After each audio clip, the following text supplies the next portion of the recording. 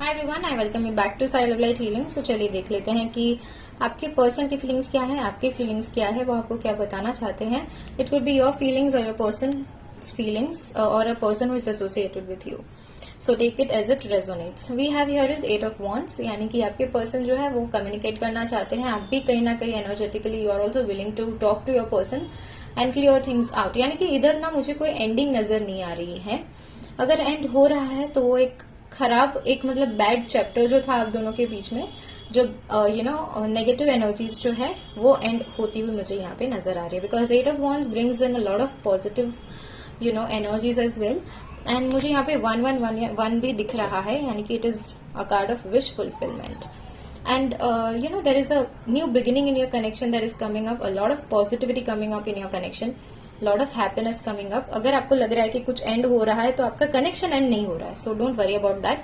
But here something which brought in so much of trauma and pain, that is ending. Confusion जो ला रहा था, trauma ला रहा था, जो नेगेटिव एनर्जी ला रहा था ना, वो यहाँ पे चैप्टर एंड हो रहा है.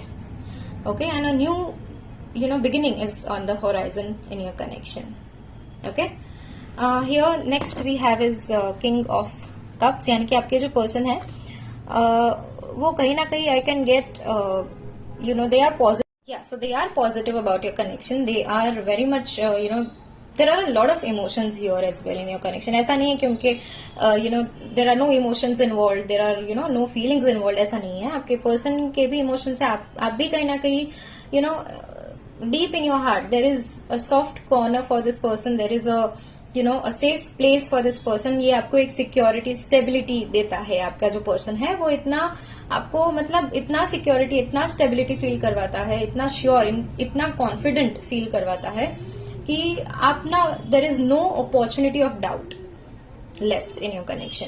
इतना श्योरिटी आपको देता है कि इतना एफर्ट्स देते हैं, इतना अच्छे से वो जब भी कम्युनिकेट करने की ट्राई करता है तब आपको सब कुछ बता देता है, जो आप इनडायरेक्टली और डायरेक्टली, ठीक है, जैसे भी कम्युनिकेट करने के लिए आता है, लेकिन वो बता देता है कि how they are feeling. And if there is no communication happening, they are soon going to come towards you, or maybe you are thinking of going towards your person and talk to them to bring in the clarity. Okay, so it could also be there could also be a possibility कि जहाँ पे आपके person है वो आपको stalk कर रहा है indirectly, directly, if there is no contact between the two of you.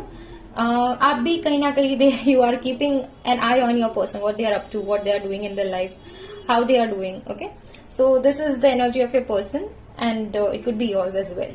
Okay, so the next card we have here is the Chariot. I don't know why my camera is not letting me record today. So I'm recording it through Reels. So after every 1.5 minutes I have to stop the video and restart it. ठीक है, तो इसलिए थोड़ा अलग अलग clip I have to merge and I have to post. Anyways, the next card we have here is Chariot. So your person is, there is some ego, which is being a third party here in your connection. आप या तो egoistic energy में हैं या फिर fear based ego भी हो सकता है. कुछ डर है, इसकी वजह से ego build up हो रहा है connection में. लेकिन don't worry, your person, there is a balance. They are trying to keep a balance कि वो अपने connection, आपके connection में कुछ negative energies को नहीं आने दे रहा है, और साथ में positive भी रह रहे हैं कि भाई कैसे भी करके they are wanting to walk towards you. That's what I'm getting. In the positive direction, and they are wanting to walk towards you. ऐसा नहीं है कि सिर्फ नेगेटिव ही सोच रहे हैं आपके पर्सन. धीरे धीरे वो बैलेंस ला रहे हैं आपके कनेक्शन में, उनके एटीट्यूड में और उनके एनर्जीज में भी. So if there was fear based ego, if there was ego in your connection, तो वो धीरे धीरे मुझे लग रहा है कि वो चला जाएगा, और आपके पर्सन एक श्योरिटी लेकर आपके पास आ रहे हैं, या फिर आप भी उनके पास जाने का सोच रहे हैं. Okay, so the next we have here is high priestess, यानी कि आपके पर्सन, यहाँ पे again we have black and white, so 2 poles. So there is a balance here also. तो बैलेंस कुछ there is an issue with the balance in your connection. There is no balance in the energies. जो आपके person के energies है और आपके energies है, दोनों अलाइनमेंट में नहीं है. That is the reason why there is a lot of disputes going on, there is a lot of misunderstandings, miscommunication going on. So आपके पर्सन धीरे धीरे they are listening to maybe you और your person, take it as it resonates, as I always say. So you or your person is trying to listen to your intuition and take the decision. तो आप अपने पहले तो energies को थोड़ा सा relax कर रहे हैं, काम कर रहे हैं.